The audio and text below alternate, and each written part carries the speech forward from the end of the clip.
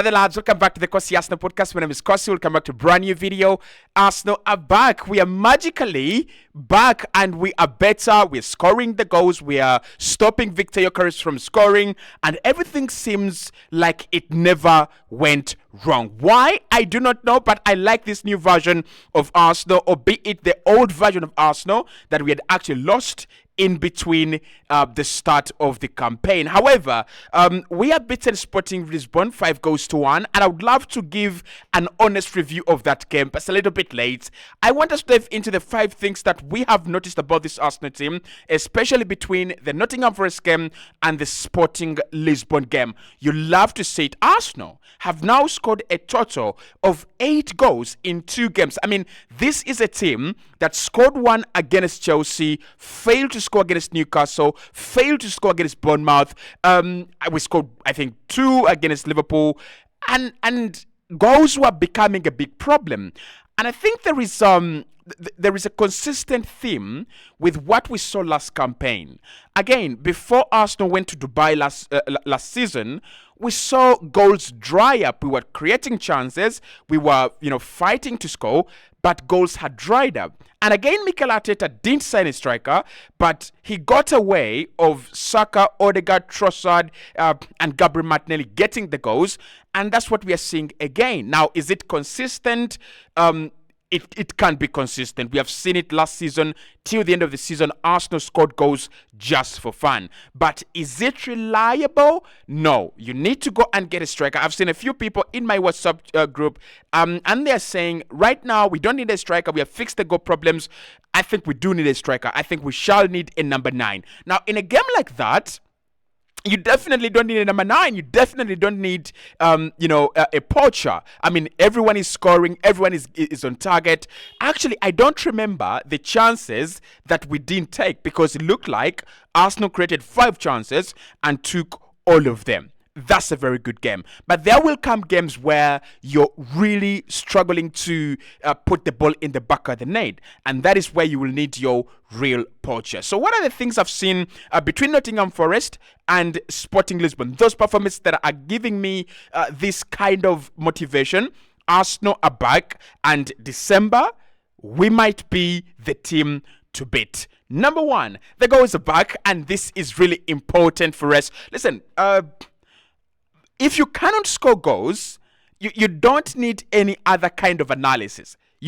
In football or in any game, you've got to be able to score. In basketball, you need to be able to score. In tennis, in volleyball, in football, wherever you are, enjoying the sport from, and whichever sport you're practicing, goals are important. And that is why defensive actions don't win you games. That is why midfield performances don't win you games. They simply contribute to winning you games. The only score that matters, even if you put 2 players on the pitch, right? The only score that matters at the end of the day, how many did you put into the back of the net of the other team, and how many did the other team manage to put into the back of your net? And that's what we saw yesterday. Sporting Lisbon were always going to score in this game. There was no question about that. They have Gyökeres, they have Inacio, there's so many interesting players, right? Trincao, Edwards.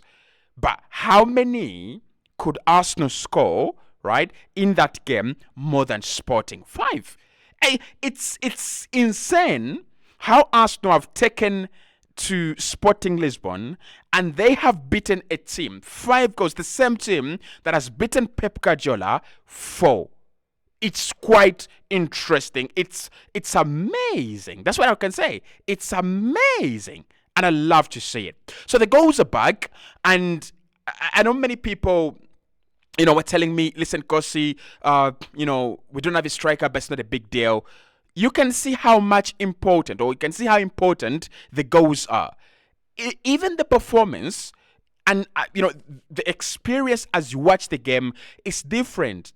It feels much lighter. That's number 1. But also it feels much, it feels like there is less pressure. And that's what you want to see. That is how games should be. 3 goals at half time. I mean, 3 goals is what we managed to score against Nottingham Forest in 90 minutes. But for us to go to Lisbon and do a 3-0 up at halftime in 45 minutes, surely the tie was won. Surely the game was won at 45 minutes. And I want this to continue because we're playing Manchester United in a couple of days. I mean, West Ham first, then Preston, then Manchester United. These are games that are going to require us to score goals, right? Manchester United is not going to be an easy team. They're playing under Amorim now, and you know Amorim, he is an aggressive presser. We'll talk about Arsenal's press as well, but he is an aggressive presser. West Ham are slowly coming back in form. They've won 2 in 2 now. Have they won 2 in 2? Yeah, they've won 2 in 2 now. And they're no longer the bad West Ham that they were at the beginning of the season, where everyone, could go and pick up points. So you're going to need to score goals. You're going to need to have a healthy goal difference in this league. Because I am sure, and I can tell you this, that by the time we enter January, Liverpool will only be a maximum of 5 points above Arsenal. There won't be more than 5 points above us. They will not be. Right? Mark my words. But this league is highly likely to end in, a points tally. 88 points for Liverpool, 88 for Arsenal, and probably 88 for Manchester City. Because this is going to be a 3-horse race, and a 3-horse race where you don't have premium quality. You have 3 of the leading teams having their own struggles, but they are keeping up with each other. And I think even Liverpool know that, right? I looked at them when they were playing Southampton, and I'm like, okay, their weakness is there. The pressure is starting to get to them. And they're playing Manchester City next, and they'll have to play Tottenham, and they'll have to play, a couple of other, difficult fixtures that Arsenal have completed. So, goals are back. Can we keep scoring goals? I think it's going to be a very, very big, game changer for us. That is number 1. Number 2, the Timber Odegaard channel with Saka is going to be massive gold. I was noticed this. In that game yesterday, Timber created a goal scoring opportunity that was converted by Gabriel Martinelli. Odegaard created a goal-scoring opportunity that was converted by Saka. And Saka created a goal-scoring opportunity that was converted by Kai Havertz.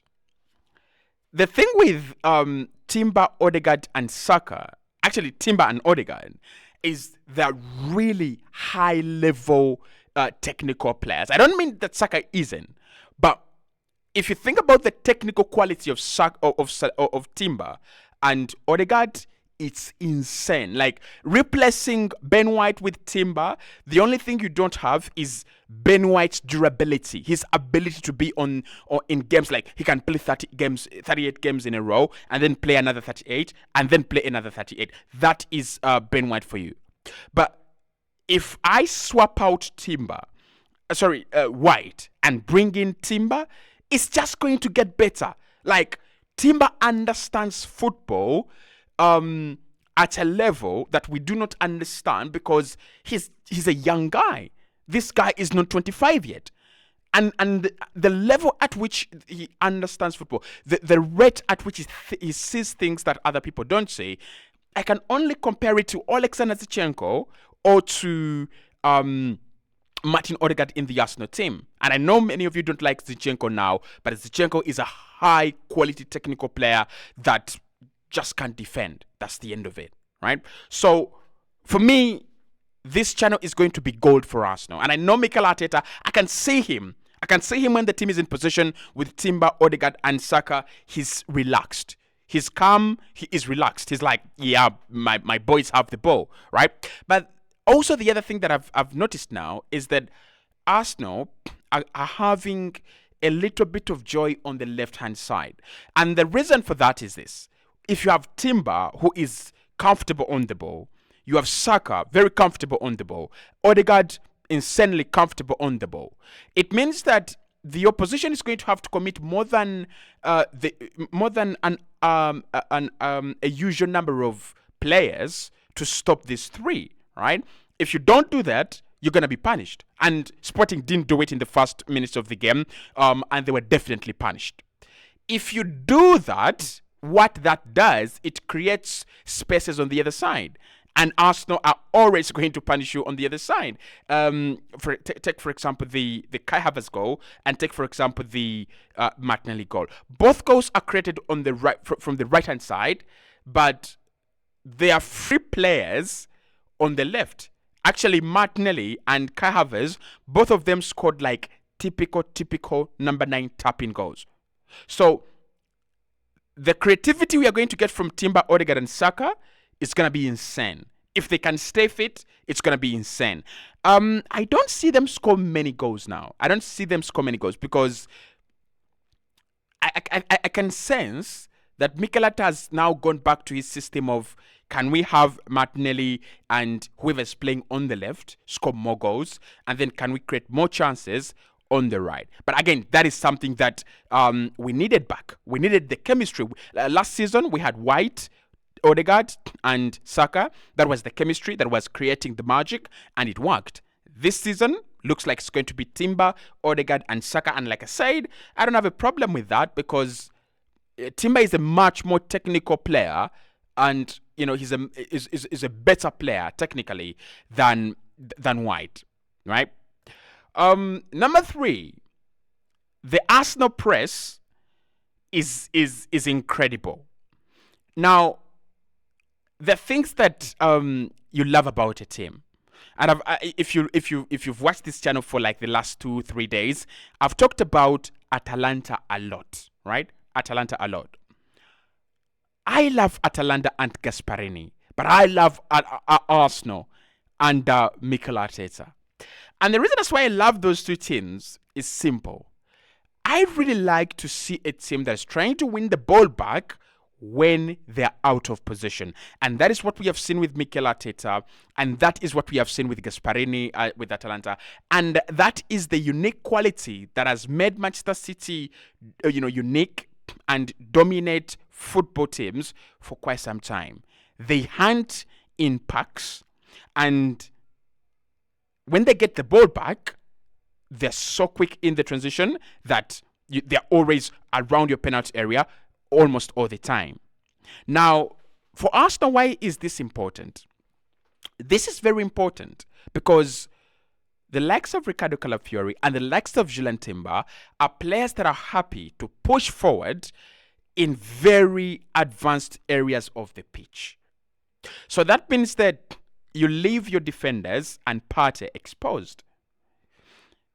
But why isn't it a worry for us? We can win the ball back in the opposition half. And I think many teams really struggle with this when it comes to Arsenal. If our press is very, very effective, many teams actually struggle with that. Because it means that if we win the ball back in your own half, we are going to create a mini counter-attack. And against Sporting, we saw like 100 million mini counterattacks. You love to see it. You really, really do. So the way we want to suffocate teams and the way we want to dominate teams, that is something else. Now, of course, the thing with Mikel is, and we have seen it, he would rather dominate and suffocate a team or lose. I don't agree with that, right? I don't agree with that. But I love this new Arsenal. I love this revamped Arsenal. The Arsenal that is willing to open up good, to open up good spaces. The Arsenal that is willing to win the ball back and work as hard as possible. We work so much on the ball and we work so hard off the ball as well. And that takes me to lesson number 4. We can beat anyone. Now we can beat anyone. Listen, the second part of the season will have its own teams to come, and teams will be different. Man City will be better. Liverpool might have declined or become better. Man United will have declined or become better. But we have played 12 games in now. We have 6 games. Is it 6? We have 7 games to the turn of the to the second round of the Premier League. And those 7 games are, if I can remember correctly, we've not played West Ham, we've not played Manchester United, we have not played Ipswich, right? We have not played Brentford, Those are 4. We have not played Fulham. Those are 5. We have not played. I don't think I can. I don't think I can remember the others. Have we played Crystal Palace? No, I don't think we've played Crystal Palace. Right? So those are around 6 teams or 7 teams, right? That are mediocre. Teams that Arsenal should be able to beat. Teams that we must beat. And we will beat them. So if Arsenal win their next 7 games, that is 21 points out of 21. And Liverpool there drop like 6 points. It's game over for Liverpool, right? The game will be on. And lastly, it feels like Arsenal again. I mean, I'm creating a video talking about 5-1. It feels like Arsenal again. And please don't go away. Like, let's not go through those horrible, football patches again. See you.